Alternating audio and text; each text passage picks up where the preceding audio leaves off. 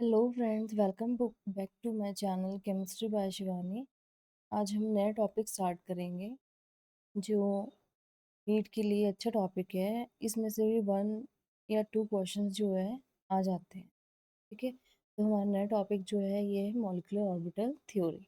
इसमें मैं लास्ट में आपको कुछ ट्रिक्स भी बताऊंगी जो आपको बहुत ज़्यादा हेल्पफुल होंगी। ठीक है, जो मॉलिक्यूलर ऑर्बिटल थ्योरी है ये हमारा केमिकल बॉन्डिंग चैप्टर है क्लास 11 का, जो काफ़ी बच्चों को टफ लगता है क्योंकि जब हम खुद छोटे थे तो हमें थोड़ा अंडरस्टैंडिंग प्रॉब्लम होती थी, हमें समझ नहीं आता था कि एक्चुअली इसमें होता क्या है। ठीक है, तो मैं आपको बहुत इजी वे से समझाऊंगी जिससे आपको बहुत इजी लगेगा। ठीक है, तो स्टार्ट करते हैं। Linear combination of atomic orbitals, जिसको हम शॉर्ट नोटेशन में LCAO भी बोल देते हैं। Molecular orbitals can be expressed through a linear combination of atomic orbitals. These LCAOs are useful in the formation of these orbitals in the bonding between the atoms that make up a molecule. Simple language में है कि हमारे पास कोई भी दो atom है, जैसे मैं हाइड्रोजन को कंसिडर कर रही हूँ H2 मॉलिक्यूल। ठीक है, हाइड्रोजन हाइड्रोजन, यहाँ पे दो एटम्स मिल करके अपने अपने एटॉमिक ऑर्बिटल्स के साथ कंबाइन होते हैं। कंबाइन होने के बाद जितने एटॉमिक ऑर्बिटल्स कंबाइन हो रहे हैं, जैसे इसका एक ऑर्बिटल है या इसका एक ऑर्बिटल है, ये आपस में कंबाइन होने के बाद ठीक है उतने ही क्या बनाएंगे, मॉलिक्यूलर ऑर्बिटल। पर इसके अगर इसमें दो एटॉमिक ऑर्बिटल है तो दो ही मॉलिक्यूलर ऑर्बिटल बनेंगे। ठीक है, जैसे ये है, एक हीलियम का एटम है और इधर भी एक हीलियम का एटम है। इसका अपना एटॉमिक ऑर्बिटल है 1s, इसका अपना एटॉमिक ऑर्बिटल है 1। ठीक है, दोनों ने कंबाइन किया, कितने मॉलिक्यूलर ऑर्बिटल बनाए, दो। एक बॉन्डिंग, ये है बॉन्डिंग, और ये क्या है, एंटी बॉन्डिंग। ठीक है, ये इसका अपना एटॉमिक ऑर्बिटल है, ये इसका अपना एटॉमिक ऑर्बिटल है। ठीक है, बॉन्डिंग और एंटी बॉन्डिंग दोनों ने कंबाइन करके क्या बनाए, मॉलिक्यूलर ऑर्बिटल्स। तो अगर दो एटॉमिक ऑर्बिटल्स थे तो दो ही मॉलिक्यूलर ऑर्बिटल बने। ठीक है, आपको समझ आ गया होगा सिंपल लैंग्वेज में कि दो एटॉमिक ऑर्बिटल्स अगर कंबाइन कर रहे हैं तो दो मॉलिक्यूलर ऑर्बिटल्स फॉर्मेशन होगी उनकी। ठीक है, अब कंडीशंस क्या है, ज़रूरत थोड़ा ना है कि अगर जैसे मैंने हाइड्रोजन ले लिया और कार्बन ले लिया, ठीक है, ज़रूरत थोड़ा ना है कि हर एटॉमिक ऑर्बिटल कंबाइन करेगा और मॉलिक्यूलर ऑर्बिटल फॉर्म करेगा, ऐसा पॉसिबल नहीं है। तो कंडीशंस क्या है, सबसे पहली कंडीशन क्या है, उनकी जो एनर्जी होनी चाहिए वो क्या होगी, सेम। एनर्जी जो है दोनों ऑर्बिटल्स की सेम होनी चाहिए। जैसे यहाँ पे 1s है और यहाँ पे भी क्या है, 1s। हम ऐसा नहीं कर सकते अगर हमने इधर 1s लिया तो इधर 2s ले लिया, नो, नॉट पॉसिबल। ठीक है, एनर्जी का डिफरेंस है। उसके बाद सेम सिमेट्री, अब जो सिमेट्री होगी वो भी सेम होगी अलोंग द एक्सिस। एक चीज़ और यहाँ पे सबसे इंपॉर्टेंट नोट करना कि हम यहाँ पे जेड एक्सिस को as a inter nuclear axis लेंगे, जो बॉन्ड फॉर्मेशन के लिए बहुत ज़्यादा हेल्पफुल होती है। अगर हम एक्स एक्सिस लेंगे और वाई एक्सिस लेंगे तो हमारा बॉन्ड फॉर्मेशन नहीं होता, क्योंकि जो मैक्सिमम हेड ऑन ओवरलैपिंग होती है वो जेड एक्सिस के थ्रू ही होती है। ठीक है, उसके बाद अब अफेक्टिव ओवरलैपिंग होनी चाहिए, प्रॉपर ओवरलैपिंग होनी चाहिए एटॉमिक ऑर्बिटल्स की। उसके बाद ये तो मैंने आपको बता दिया है कि हमारे पास जो मॉलिक्यूलर ऑर्बिटल्स होते हैं या तो वो बॉन्डिंग हो गई या फिर वो एंटी हो गई। आई होप आपको ये समझ आया होगा।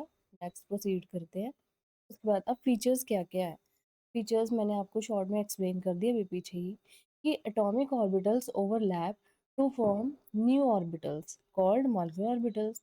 एटॉमिक ऑर्बिटल्स की ओवरलैपिंग होगी, जैसे ये एटॉमिक ऑर्बिटल, ये एटॉमिक ऑर्बिटल्स, इनकी ओवरलैपिंग हो रही है, हेड ऑन ओवरलैपिंग हो रही है, वो क्या बनाएंगे, मॉलिक्यूलर ऑर्बिटल। ठीक है, ये अपनी आइडेंटिटी को लूज करके, ये जो एटॉमिक ऑर्बिटल्स हैं ये अपनी आइडेंटिटी को लूज करके नई आइडेंटिटी को गेन करेंगे जब वो मॉलिक्यूलर ऑर्बिटल्स की फॉर्मेशन करेंगे।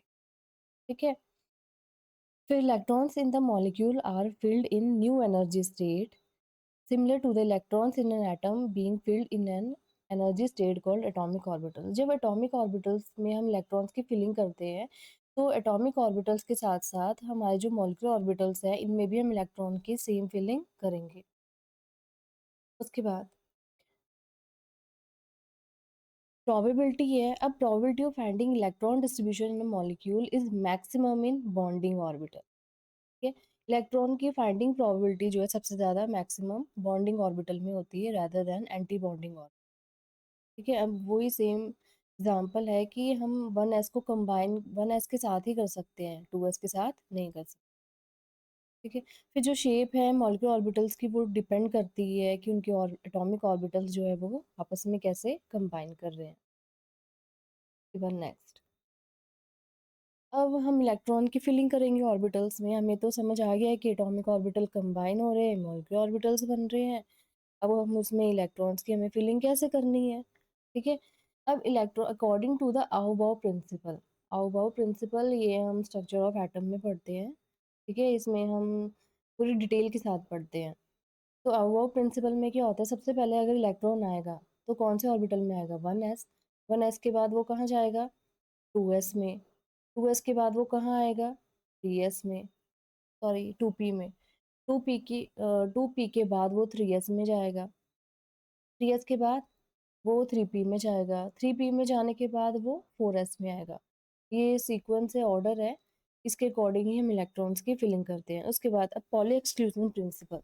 पॉली एक्सक्लूजन प्रिंसिपल क्या कहता है कि जब भी हम इलेक्ट्रॉन की फिलिंग करते हैं तो उनकी जो स्पिन होनी चाहिए अब वो अपोजिट होनी चाहिए। जैसे ये स्पिन प्लस, ये स्पिन माइनस, इनकी जो स्पिन होनी चाहिए, सॉरी, इनकी जो स्पिन होनी चाहिए वो अपोजिट स्पिन होनी चाहिए। सेम स्पिन कभी भी अलाउ नहीं होती, ठीक है? ये देखिए, ये इनकरेक्ट है, ये भी इनकरेक्ट है। इनकी जो स्पिन्स होती है इलेक्ट्रॉन्स की वो ऐसे होती है। अब उसके बाद हंड रूल्स ऑफ मैक्सिमम मल्टीप्लिसिटी, ठीक है? अब इलेक्ट्रॉन्स की जब हम फिलिंग करते हैं तो हम सिंगली करते हैं। जैसे हमारा 2p ऑर्बिटल है, ठीक है? 2s में तो हमें पता है कि सिंपल एक इलेक्ट्रॉन ऐसे, एक पॉजिटिव स्पिन तो एक एंटी स्पिन, ठीक है? अब इसमें इलेक्ट्रॉन्स की फिलिंग करेंगे। मान लो कि हमें 6 इलेक्ट्रॉन्स फिल करने हैं या 5 इलेक्ट्रॉन्स फिल करने हैं। 1, 2, 3, 4, 5, 6। देखा, मैंने पहले सिंगली सिंगली फिल्ड किया है, ये नहीं कि मैंने इकट्ठा ही कर दिया है। लास्ट में तो होना ही कंबाइन है, लेकिन सबसे पहले हम सिंगली फिल्ड करेंगे। जैसे 5 इलेक्ट्रॉन्स की फिलिंग करनी है तो 1, 2, 3, नेक्स्ट 4, 5, ऐसे। आई होप आपको समझ आ गए होंगे तीनों प्रिंसिपल। और वो प्रिंसिपल पॉली एक्सक्लूजन प्रिंसिपल और हंड्रूज प्रिंसिपल, ये बहुत ही इंपॉर्टेंट है, इनको प्लीज़ आप याद रखना। उसके बाद नेक्स्ट, अब अब ऑर्डर क्या है, इलेक्ट्रॉन्स की भी फिलिंग हमने कर दी है, हमें पता है कि हमें इलेक्ट्रॉन्स जो है वो कैसे फिल करने हैं। अब ऑर्डर क्या है इलेक्ट्रॉन फिलिंग का, जैसे ही मैंने बनाया है हमारा एमओटी डायग्राम, N2 मॉलिक्यूल का है, नाइट्रोजन का है, ठीक है? तो जैसे ये बॉन्डिंग, ये एंटी बॉन्डिंग, ये बॉन्डिंग है, जो एंटी बॉन्डिंग है उसको हमने स्टार से रिप्रेजेंट किया है। ये बॉन्डिंग है, ये एंटी बॉन्डिंग है, ये तीनों क्या है, बॉन्डिंग है, और ये तीनों क्या है, एंटी बॉन्डिंग, ठीक है? अब 1s ऑर्बिटल हमने सेम सीक्वेंस से लिखा है जो यहाँ पे मैं शो कर रही हूँ आपको। 1s, 2s, 1s में 2 इलेक्ट्रॉन, सिग्मा स्टार में 2s इलेक्ट्रॉन, सिग्मा 2s में 2 इलेक्ट्रॉन, सिग्मा स्टार 2s में 2 इलेक्ट्रॉन्स, पाई 2px, पाई पाई 2px, पाई 2pz, सिग्मा 2px, सॉरी पाई 2py, पाई 2pz, ठीक है? सेम वही ऑर्डर यहाँ पे है। और इसकी ट्रिक क्या है, जिनका भी एटॉमिक नंबर क्या होगा, लेस देन और इक्वल टू 7 होगा, उसके लिए ये ट्रिक फॉलो होगी। और जिसका एटॉमिक नंबर जो है ग्रेटर देन 7 होगा उसके लिए ये ट्रिक फॉलो होगी। अब ये ट्रिक क्या है ये मैं आपको बता देती हूँ।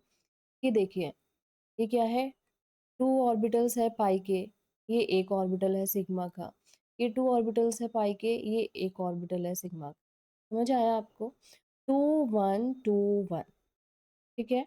2 1 2 1 और लास्ट में इनके ऊपर स्टार मार्क कर देती हूँ। स्टार का मतलब क्या है, ये क्या है, एंटी बॉन्डिंग। स्टार का मतलब क्या है, ये एंटी बॉन्डिंग। तो ये हमारे बॉन्डिंग हो गए, ये हमारे एंटी बॉन्डिंग, ठीक है? अब इस केस में क्या होगा, ऑर्डर जो है हमारा फ्लिप कर जाता है। फ्लिप कैसे करेगा, जैसे ये जो ऑर्बिटल है हमारा इसकी जगह आ जाएगा और ये जो ऑर्बिटल है हमारा इसकी जगह आ जाएगा। एक्चुअली होता क्या है, जो 2s और 2p ऑर्बिटल्स है उनमें बहुत ज़्यादा रिपल्शंस होती है, जिसकी वजह से ऑर्डर जो है ये फ्लिप हो जाता है। जब भी इलेक्ट्रॉन्स की फिलिंग होती है इनका एनर्जी गैप थोड़ा पास पास होता है, जिसकी वजह से रिपल्शंस के कारण इनका ऑर्डर जो है वो फ्लिप हो जाता है। ठीक है, ये जैसे 1 to 14 इलेक्ट्रॉन सिस्टम है। ऑब्वियस है, अगर नाइट्रोजन है, इसका एटॉमिक नंबर अगर 7 है, तो इसमें इलेक्ट्रॉन्स कितने होंगे? 14। क्यों? क्योंकि ये क्या है? डायटोमिक मॉलिक्यूल है। एक में अगर 7 है तो ऑब्वियस है दो में कितने होंगे? ये आपको समझ आया होगा। नेक्स्ट, अब कंक्लूजन। अब हमें बॉन्डिंग भी पता चल गया, एंटी बॉन्डिंग भी पता चल गया। अब लास्ट में हमें क्या निकालना है? Bond order. अब बॉन्ड ऑर्डर हम कैसे कैलकुलेट करते हैं? That is half number of bonding minus number anti bonding. जितने इलेक्ट्रॉन्स बॉन्डिंग में उतने एंटी बॉन्डिंग में, उसको माइनस करके डिवाइड कर दो 2 से, वो हमारा बॉन्ड ऑर्डर निकल जाएगा। जैसे मैं N2 की बात करती हूँ, पीछे चलते हैं। N2, N2 में कितने इलेक्ट्रॉन्स हैं? 14। तो 1 2 3 4 5 6 7 8। 8 यहाँ तक हमारे कंप्लीट हो गए हैं। 8 हमारे यहाँ तक कंप्लीट हो गए हैं। ठीक है, 8 कंप्लीट हो गए हैं। उसके बाद 9, ये आपको याद रखना है कि हमने आगे बार बार ड्रॉ नहीं करना है। हमें पता है कि यहाँ तक एक इलेक्ट्रॉन्स जो है फिल हो जाते हैं। 9 10 11 12 13 14। ये आपको यहाँ पे दिख रहा है, एक ट्रिक है। ये भी आप ऐसे इसको अप्लाई कर सकते हैं। जैसे 8 इलेक्ट्रॉन है, जैसे ये बॉन्डिंग, ये एंटी बॉन्डिंग ऐसे है, तो बॉन्डिंग एंटी बॉन्डिंग को आपस में हम कैंसिल कर देते हैं, क्योंकि पॉजिटिव वो नेगेटिव। ये बॉन्डिंग है, ये एंटी बॉन्डिंग, इनको भी हम आपस में कैंसिल कर देते हैं। लास्ट में हमारे पास क्या बचा? सिर्फ और सिर्फ बॉन्डिंग। अगर मुझे नाइट्रोजन का बॉन्ड ऑर्डर निकालना है, तो मैं क्या करूँगी? इनको तो मैंने ऑलरेडी कैंसिल आउट कर दिया। Bonding anti bonding, bonding anti bonding, ये आपस में क्या होगा? कैंसिल आउट हो गए। लास्ट में हमारे पास बॉन्डिंग कितने बचे? 6। एंटी बॉन्डिंग कितने हैं? 0। तो 2 3 ज़ा 6। अगर हम ऐसे करें तो हमें बहुत लंबा पड़ जाता है, फिर सारे इलेक्ट्रॉन्स काउंट करो, इससे हमें कन्फ्यूजन हो जाता है थोड़ा। 1 2 3 4 फिर 5 6 7 8 9 10, ऐसे करके 10 कैलकुलेट करो, फिर उसको माइनस करो। 1 2 3 4 4, बात वही आ जाती है सेम। आंसर क्या आएगा फिर भी? तो इससे अच्छा है कि आप इनको साथ के साथ ही कैंसिल आउट कर दो। इतना आप याद रखो कि हम 8 इलेक्ट्रॉन्स इनमें फिल करते हैं, फिर बाकी आगे। ओके, चलिए। उसके बाद अब एक चीज़ और, अब हमने नाइट्रोजन का बॉन्ड ऑर्डर निकाल लिया है, कितना था? 3। हमें बताया नाइट्रोजन जो है एग्जिस्ट कैसे करता है? ट्रिपली बॉन्डेड है। अब ट्रिपली बॉन्डेड क्यों है? क्योंकि इसका बॉन्ड ऑर्डर इतना ज़्यादा है। जितना ज़्यादा बॉन्ड ऑर्डर उतनी ज़्यादा स्टेबिलिटी, है उतनी ज़्यादा बॉन्ड डिसोसिएशन एनर्जी। ऑब्वियस है, इसमें ट्रिपल बॉन्ड है, उसको ब्रेक करने के लिए हमें जो एनर्जी है वो भी नॉर्मल अमाउंट में चाहिए ना। अब जैसे ये हाइड्रोजन है, ये सिंगली है, इसमें सिर्फ सिग्मा बॉन्ड है। इसमें क्या है? एक सिग्मा बॉन्ड है, एक सिग्मा बॉन्ड है और दो पाई बॉन्ड है। ऑब्वियस है, इसको तोड़ने के लिए ज़्यादा एनर्जी की रिक्वायरमेंट है एज कम्पेयर टू दिस, है ना। तो इसकी डिसोसिएशन एनर्जी जो है बॉन्ड नाइट्रोजन की, वो ज़्यादा एज कम्पेयर टू हाइड्रोजन, है ना। Bond dissociation energy. अब बॉन्ड लेंथ, जितना ज़्यादा बॉन्ड ऑर्डर उतनी कम बॉन्ड लेंथ। नाइट्रोजन के केस में बॉन्ड ऑर्डर ज़्यादा है, तो बॉन्ड लेंथ भी क्या है? शॉर्टेस्ट है, क्योंकि क्या है इसमें? इलेक्ट्रॉन जो है पास पास है। अब एक चीज़ और, अब ये इससे हम मैग्नेटिज्म बिहेवियर भी फाइंड आउट कर सकते हैं कि कौन पैरामैग्नेटिक है, कौन डायमैग्नेटिक है। पैरामैग्नेटिक कौन होते हैं? जो स्ट्रांगली अट्रैक्ट करते हैं मैग्नेटिक फील्ड को। डायमैग्नेटिक कौन होते हैं? जो रिपेल करते हैं मैग्नेटिक फील्ड को, राइट। तो उसके बाद इसका अगर अगर मैं इसका मैग्नेटिज्म चेक करना है, मैंने ये पैरामैग्नेटिक है डायमैग्नेटिक है, तो कैसे करें? हमें पता है कि यहाँ पे 14 इलेक्ट्रॉन की हमने फिलिंग की है। क्या आपको यहाँ पे दिख रहा है कि कोई अनपेयर्ड इलेक्ट्रॉन है? मुझे तो सब डबल दिख रहे हैं, सब ड्यूप्लेट है। 1 2 3 4 5 6। तो ये क्या हो सकता है? Diamagnetic. ठीक है, अगर मैं नाइट्रोजन प्लस की बात करूँ, ठीक है, इसका बॉन्ड ऑर्डर कैलकुलेट करती हूँ। बॉन्ड ऑर्डर कैसे होगा? मैंने क्या किया, यहाँ पे एक इलेक्ट्रॉन को रिमूव कर दिया। एक इलेक्ट्रॉन को रिमूव किया तो हमारे पास कितनी हो गई बॉन्डिंग? 5। एंटी बॉन्डिंग तो फिर भी 0 है, तो बॉन्ड ऑर्डर कितना हो गया? 2.5। तो ये भी क्या है? डायामैग्नेटिक, ये भी डायामैग्नेटिक, ये भी डायामैग्नेटिक। अगर मैं नाइट्रोजन N2 नेगेटिव की बात करूँ, नेगेटिव की बात कैसे करूँगी? एक इलेक्ट्रॉन यहाँ पे है, एक इलेक्ट्रॉन मैंने और गेन कर लिया। अब इसको फिर से चेक करो, तो यहाँ पे अब हमारे पास कितने इलेक्ट्रॉन्स हो जाएँगे? यहाँ तो 6 थे, 6, 6 में से एक क्या है? एंटी बॉन्डिंग में चला गया, ये क्या है हमारा? Anti bonding. एक इलेक्ट्रॉन चला गया तो ये क्या होगा? 5/2। तो हमारा बॉन्ड ऑर्डर यहाँ पे कितना होगा? 2.5। यहाँ पे भी सेम बॉन्ड ऑर्डर, बट ये क्या है? पैरामैग्नेटिक। क्यों? एक सिंगल इलेक्ट्रॉन प्रेजेंट है एंटी बॉन्डिंग ऑर्बिटल में, π2p ऑर्बिटल। ठीक है, तो चलिए अगर इसको मैं अरेंज करती हूँ कि सबसे ज्यादा बॉन्ड ऑर्डर किसका है। इस टाइप का क्वेश्चन आता है एग्जाम में कि आपको बॉन्ड ऑर्डर अरेंज करना है, किसका सबसे ज्यादा बॉन्ड ऑर्डर है। इसका बॉन्ड ऑर्डर सबसे ज्यादा है N2 का। N2 के बाद N2 प्लस और N2 नेगेटिव का क्या है? Similar bond order. ठीक है, चलिए नेक्स्ट चलते हैं आगे। इतना भी हो गया है। अब उसके बाद ये देखो, जी मेंस में आया हुआ है क्वेश्चन कि which of the following molecule show paramagnetic behaviour. अब नाइट्रोजन का तो हम चेक कर ही चुके हैं कि नाइट्रोजन क्या है? पैरामैग्नेटिक नहीं है, वो क्या है? डायामैग्नेटिक। अब हम O2 के लिए चेक करते हैं। O2 के लिए जैसे मैंने बताया था कि यहाँ पे हम क्या करेंगे? ऑर्डर को फ्लिप कर देंगे, क्योंकि ऑक्सीजन मॉलिक्यूल्स में कितने इलेक्ट्रॉन्स होते हैं? 16 इलेक्ट्रॉन। ठीक है, 16 इलेक्ट्रॉन। 16 इलेक्ट्रॉन के लिए हम कौन सा ऑर्डर फॉलो करेंगे? ये वाला, 1 2 2 1। 8 इलेक्ट्रॉन्स तक तो हमें पता है, हम 8 इलेक्ट्रॉन्स को ड्रॉ नहीं करेंगे। ठीक है, फर्दर उसके आगे हम ड्रॉ करेंगे। तो इसमें क्या रूल फॉलो होता है? 1 2 2 1।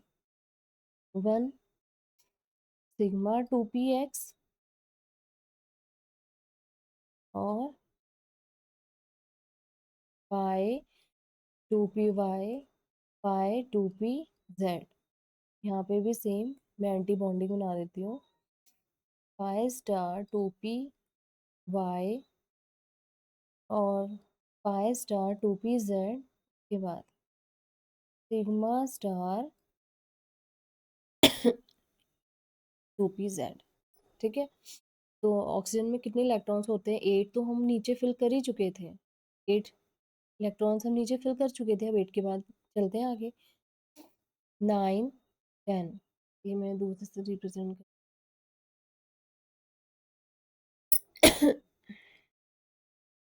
8 तो हम फिल कर चुके थे। 9 10 11 12 13 14 15 16, 16 इलेक्ट्रॉन्स फिल किए। अब ये हमें देखने में ही लग रहा है, हमें आगे जाने की जरूरत ही नहीं है।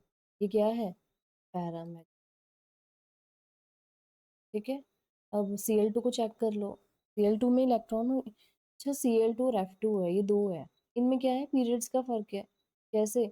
ये 2p है और ये 3p है। ये सेकंड पीरियड में आता है और ये थर्ड पीरियड में आता है। सेकंड पीरियड में और ये थर्ड पीरियड में। ठीक है, तो इनमें भी सेम इलेक्ट्रॉन्स की फिलिंग कैसे होगी? इस तरीके से। टोटल कितने इलेक्ट्रॉन्स आएंगे फ्लोरीन में? 18। चेक कर लो इसको चाहे। 8 इलेक्ट्रॉन्स तो हो गए थे, 16 ही हो गए थे, 17 18। तो ये क्या है? नो, ये क्या है? डायमैग्नेटिक। ये क्या है? ठीक है, अब S2 की बात करते हैं। अब S2 हमें पता है कि कौन सी है, ये पीरियोडिक टेबल में कहाँ पे लाई करता है? सल्फर ऑक्सीजन फैमिली में। ऑक्सीजन फैमिली में क्या होता है ऑर्डर? उस से ए ओ, ये है ना, ऑक्सीजन सल्फर सेलेनियम कैडमियम। ठीक है, तो अब हम नेक्स्ट चलते हैं नेक्स्ट क्वेश्चन पे। अब ये है, अब यहाँ पे, अब इसमें मैंने जैसे आपको बताया था कि हमारे पास जब भी बॉन्ड की फॉर्मेशन होती है, बॉन्ड की फॉर्मेशन होती है, तो हमें कौन सा एक्सिस हमें कंसिडर करना है? Z axis. जेड एक्सिस में क्या होती है? हेड ऑन ओवरलैपिंग होती है, हेड ऑन ओवर। ठीक है, तो बॉन्ड फॉर्मेशन यहाँ पे बोला है कि which of the following linear combination of atomic orbitals will lead to formation of molecular orbitals. Molecular orbitals की फॉर्मेशन कहाँ पे हो रही है? जहाँ पे क्या होगा? Z axis. क्या आपको फर्स्ट में दिख रहा है जेड एक्सिस? बिल्कुल दिख रहा है। चांस है इसमें हो सकती है, मैं इसको टिक कर रही हूँ साइड में। 2s 2p, क्या इसमें हो सकती है? 2s है और 2px है। नो, एक्स एक्सिस आ गया है तो वो दूर से ही नो। ठीक है, इसमें भी नो, क्योंकि एक्स एक्सिस की पॉसिबिलिटी नहीं होती है बॉन्ड फॉर्मेशन की।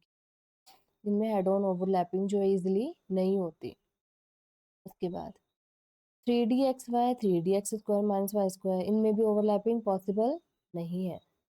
अब 2s 2pz है और ये भी ऑटोमेटिकली ऐसे ही कैंसिल। जिसको पता होगा कि जो बॉन्ड की फॉर्मेशन होती है अलोंग द जेड एक्सिस होती है, तो वो ईजिली ही ऑप्शंस को क्या है कैंसिल आउट कर सकता है। लेकिन अगर मैं ट्राई कर लेती हूँ, इसको ड्रॉ करके देखती हूँ मैं। जैसे हमें पता है कि इसको मैं एक्स एक्सिस मान रही हूँ, इसको मैं जेड एक्सिस। हमें पता है कि एस क्या है, स्फेरिकल है। इसमें इलेक्ट्रॉन की जो प्रोबेबिलिटी है वो हर डायरेक्शन में होती है, क्योंकि ये क्या है, स्फेरिकल है और सिमेट्रिकल है। और मैं अगर 2p z को ऑर्बिटल बना रही हूँ, ये जेड एक्सिस, ये एक्स एक्सिस, तो इसमें ये हमारे पास कौन सा है, 2p z ऑर्बिटल। बीच में क्या होती है, यहाँ पे रिंग होती है एक्स वाई प्लेन में। ये वाई एक्सिस, ये वाई एक्सिस। ठीक है, तो इनके बीच में इफेक्टिव ओवरलैपिंग हो जाती है। ये देखिए ऐसे। ठीक है, और अगर 2px की मैं बात करूँ, 2px भी देख लो बना के। ये हमारा क्या है, एक्स ऑर्बिटल 2px, और एक है हमारा जेड ऑर्बिटल, ये हमारा जेड ऑर्बिटल। क्या आपको दिख रही है इनमें ओवरलैपिंग? मैं ऐसे करूँ, क्या इनमें ओवरलैपिंग हो सकती है? पॉसिबल ही नहीं है, ये एक दूसरे के क्या है, परपेंडिकुलर है। इनमें हेड ऑन ओवरलैपिंग नहीं हो सकती। हेड ऑन ओवरलैपिंग क्या होती है? ठीक है, तो नेक्स्ट चलते हैं। उसके बाद according to molecular orbital theories, ये दोनों में ही आया हुआ है, जी में भी आया हुआ है, नेट में भी आया हुआ है। ठीक है, अब इनमें से कौन सी स्पीशीज है जो एग्जिस्ट नहीं करती? O2 का हमने पीछे चेक किया है, O2 का हमने चेक किया है कि एग्जिस्ट करता है। ठीक है, उसके बाद बेरिलियम का चेक करते हैं। बेरिलियम का हमने चेक नहीं किया है, इसमें कौन सी ट्रिक फॉलो होती है, 2 1 2 1। ये एंटी बॉन्डिंग, ये भी क्या होता है, एंटी बॉन्डिंग। ठीक है, ये ट्रिक फॉलो होती है। अब बेरिलियम का एटॉमिक नंबर क्या होता है, 4। एटॉमिक नंबर क्या होता है इसका, 4। कितने इलेक्ट्रॉन्स आएंगे टोटल, 8 इलेक्ट्रॉन्स टोटल। तो हमें पता है, हम नीचे ऐसे बनाते हैं, क्योंकि 8 इलेक्ट्रॉन्स तो हमें पता है कि नीचे ही फिल हो जाते हैं। अगर हमने यहाँ पे ये सिग्मा 1s, ये सिग्मा स्टार 1s, ये सिग्मा स्टार 2s, ये सिग्मा स्टार, सॉरी ये बॉन्डिंग है, ये क्या है, बॉन्डिंग है। तो मैंने 8 इलेक्ट्रॉन डायरेक्टली ऐसे ही फिल कर दिया है, सोचना क्या है इसमें, तो डायरेक्टली फिल कर दो। तो ये बॉन्डिंग एंटी बॉन्डिंग कैंसिल, ये बॉन्डिंग एंटी बॉन्डिंग कैंसिल। इसका मतलब क्या है, इसका बॉन्ड ऑर्डर क्या है, 0। इसका बॉन्ड ऑर्डर क्या है, 0। तो it means it does not exist. जिसका बॉन्ड ऑर्डर 0 होगा वो मॉलिक्यूल कभी भी एग्जिस्ट नहीं करेगा। ठीक है, बट इनकी बात करो आप, जैसे हीलियम 2 नेगेटिव की। हीलियम 2 नेगेटिव का मतलब क्या है, 3 इलेक्ट्रॉन्स, 1 2, मतलब क्या है, हाफ हीलियम 2 नेगेटिव। हाफ इसका कैलकुलेट करो, 2 - 1 कितना हो जाएगा, इसका बॉन्ड ऑर्डर 1/2, डेट इज 0.5। ये एग्जिस्ट करेगा। हीलियम 2 प्लस, हीलियम 2 प्लस में हमने क्या करना है, हीलियम में 2 होते हैं, सॉरी हीलियम में 4 होते हैं, सॉरी 4 होते हैं। हमने कौन सा किया अभी, हीलियम 2 नेगेटिव, सॉरी। तो यहाँ पे क्या हो जाएगा, 5 इलेक्ट्रॉन। 5 इलेक्ट्रॉन्स मतलब क्या, 3 बॉन्डिंग, 3 बॉन्डिंग और 2 एंटी बॉन्डिंग। तो भी बॉन्ड ऑर्डर क्या है 0.5। अगर मैं बात करूँ हीलियम 2+ की, हीलियम 2+ में क्या है, एक इलेक्ट्रॉन यहाँ से रिमूव कर दो, कितने 3 इलेक्ट्रॉन्स, मतलब क्या बॉन्डिंग में कितने हैं, तो एंटी बॉन्डिंग में कितना है, बॉन्ड ऑर्डर का भी क्या हुआ सेम। तो कौन सा मॉलिक्यूल है जो एग्जिस्ट नहीं करता, Pe2। हम ऐसे सबका कैलकुलेट कर सकते हैं, सबका तो नहीं, मैं डायटोमिक मॉलिक्यूल की बात करूंगी, चाहे वो होमोन्यूक्लियर हो या फिर चाहे वो हेट्रोन्यूक्लियर हो। हेट्रोन्यूक्लियर में हम कार्बन मोनोऑक्साइड का निकाल सकते हैं, सियानो कंपाउंड्स का निकाल सकते हैं।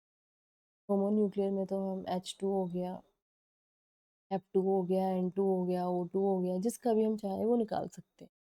ठीक है, तो ये थी हमारी की मॉलिक्यूलर ऑर्बिटल थ्योरी। ओके, तो नेक्स्ट मैं अच्छा डायरेक्ट ही बता देती हूँ, आप लर्न कैसे करोगे, अगर एग्जाम में आप कैलकुलेट थोड़ा ना करने बैठोगे, बट अगर आपके पास टाइम है एक्स्ट्रा तो आप कर सकते हो। तो हमें सबसे पहले हमारे पास पता होना चाहिए कि टोटल इलेक्ट्रॉन्स कितने हैं। अगर हमें पता है नाइट्रोजन मॉलिक्यूल है, अगर हमें पता है कि नाइट्रोजन मॉलिक्यूल है इसका बॉन्ड ऑर्डर कितना था 3, कितना इलेक्ट्रॉन सिस्टम था 14 इलेक्ट्रॉन सिस्टम, बॉन्ड ऑर्डर कितना था 3। ठीक है, 13 इलेक्ट्रॉन सिस्टम होगा, उसका बॉन्ड ऑर्डर 2.5। आप 8 से स्टार्ट करना, 8 और 20 का बॉन्ड ऑर्डर हमेशा ही 0 होगा, जिनका बॉन्ड ऑर्डर 0 होगा वो एग्जिस्ट नहीं करेंगे। ठीक है, तो ऐसे आप ये याद कर सकते हैं इस ट्रिक के थ्रू। अच्छा, लिमिटेशंस भी तो थी, लिमिटेशंस नहीं है। अच्छा, लिमिटेशंस क्या हो सकती है आपके अकॉर्डिंग, मॉलिक्यूलर ऑर्बिटल थ्योरी की इतना पढ़ने के बाद लिमिटेशंस क्या हो सकती है। पहला तो हमने जो केस स्टडी किया है वो है कि थोड़ा कॉम्प्लेक्स है, डायग्राम जो है इसके कॉम्प्लेक्स है, उनको ऐसे लर्न करना थोड़ा स्टार्टिंग में डिफिकल्टी होती है, बट बाद में आप हैबिचुअल हो जाते हैं। उसके बाद सेकंड पॉइंट क्या है कि ये पॉलीएटॉमिक मॉलिक्यूल्स के लिए हम स्टडी नहीं कर सकते, जैसे वाटर मॉलिक्यूल हो गया, मीथेन हो गया, इनके लिए हम एग्जिस्ट, ये थ्योरी जो है इन मॉलिक्यूल्स के लिए एग्जिस्ट नहीं करती, जैसे ये अमोनिया हो गया। उसके बाद थर्ड पॉइंट क्या हो सकता है इसका, सोचने वाली बात है कि कॉम्प्लेक्स डायग्राम तो हमें पता है पॉलीटॉमिक पर, ये किसी की भी शेप नहीं हमें बताती है कि शेप क्या है, मॉलिक्यूल्स की ज्योमेट्री क्या है ना। अब ऑब्वियस है डायटोमिक मॉलिक्यूल है तो हमें पता है कि वो लीनियर ही होंगे, हाइड्रोजन हाइड्रोजन, ये तो ना कि वो उनकी शेप पिरामिडल हो जाएगी अमोनिया की तरह, है ना। तो ये लिमिटेशंस थी इस थ्योरी की। आई होप आपको ये टॉपिक अच्छे से समझ आया हो।